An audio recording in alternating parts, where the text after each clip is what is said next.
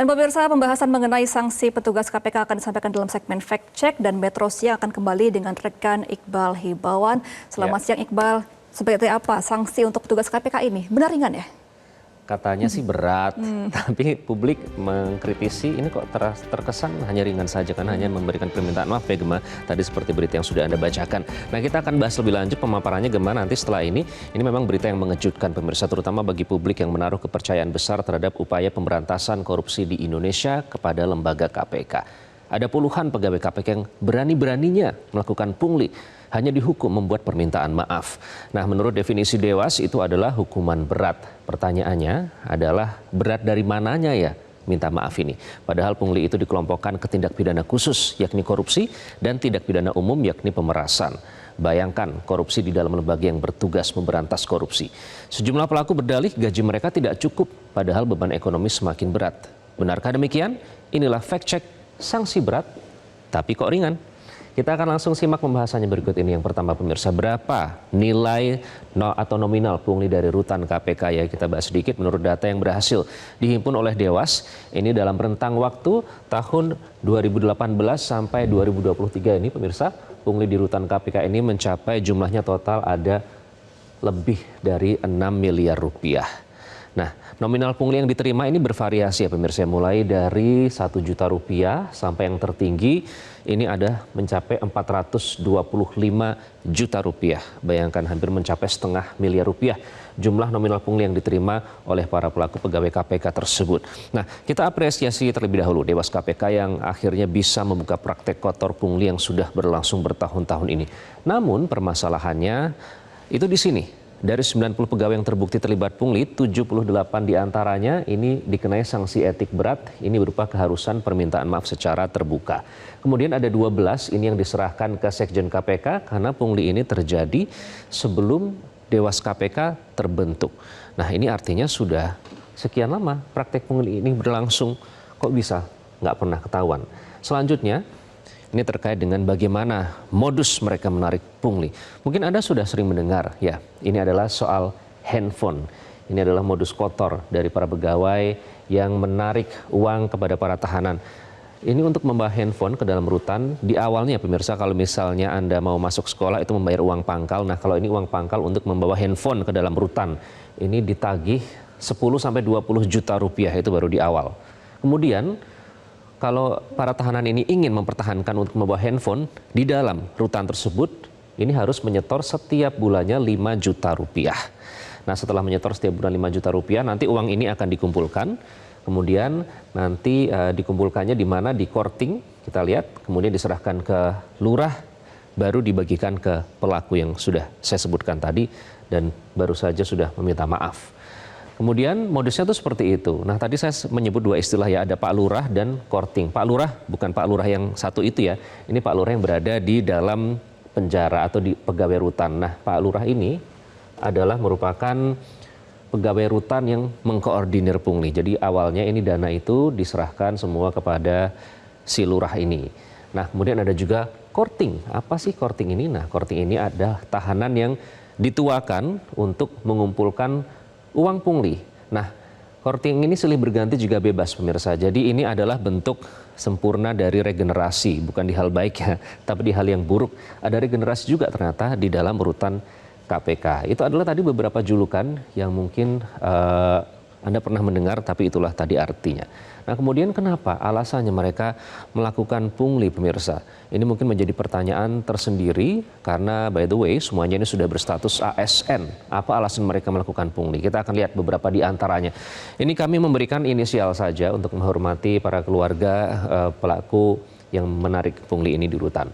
Nah ada yang menyatakan DC ini gajinya tidak ada perubahan, hanya naik 100.000 rupiah katanya.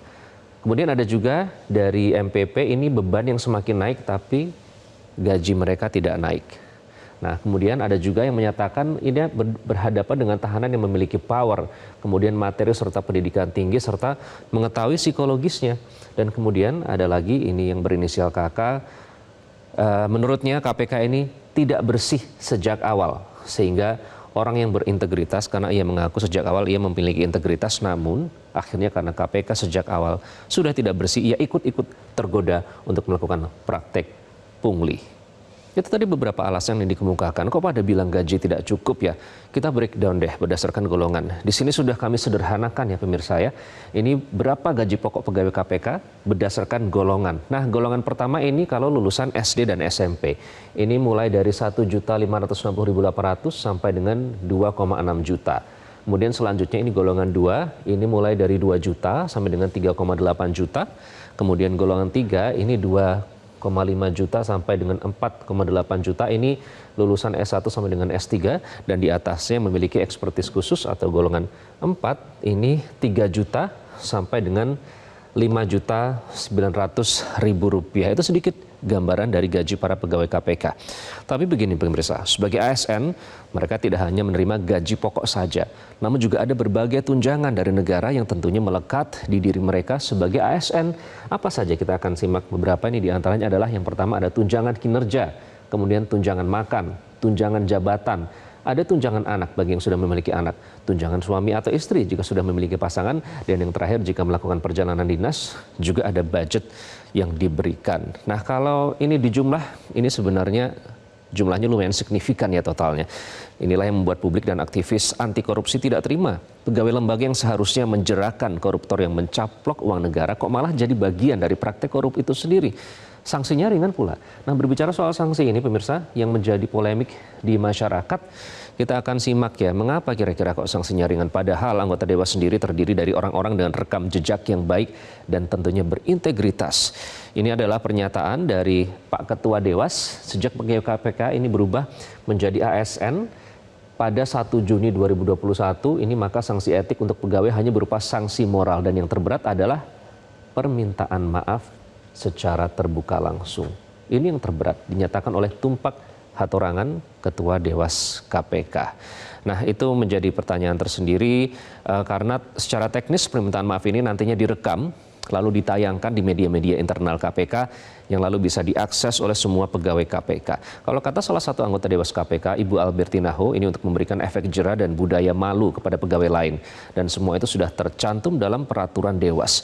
Artinya menurut Dewas, peraturanlah yang membatasi kewenangan mereka dari peraturan Dewas itu sendiri. Kita akan simak selanjutnya terkait dengan ini.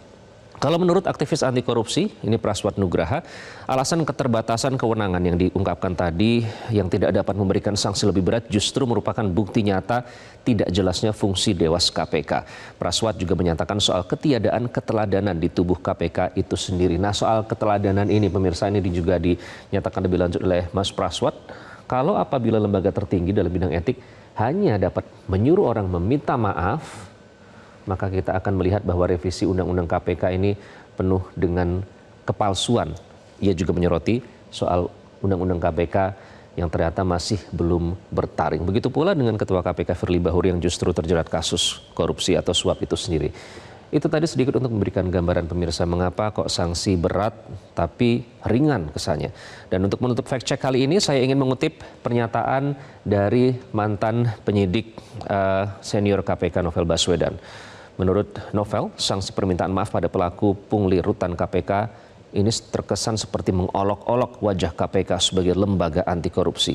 Sanksi yang terkesan permisif dan lunak itu juga tentunya akan menurunkan kepercayaan publik pada KPK. Bagaimana menurut Anda? Dan itulah sedikit pemirsa pemaparan terkait dengan update terkini soal sanksi kepada pegawai KPK yang melakukan pungli. Jelajahi cara baru mendapatkan informasi. Download Metro TV Extend sekarang.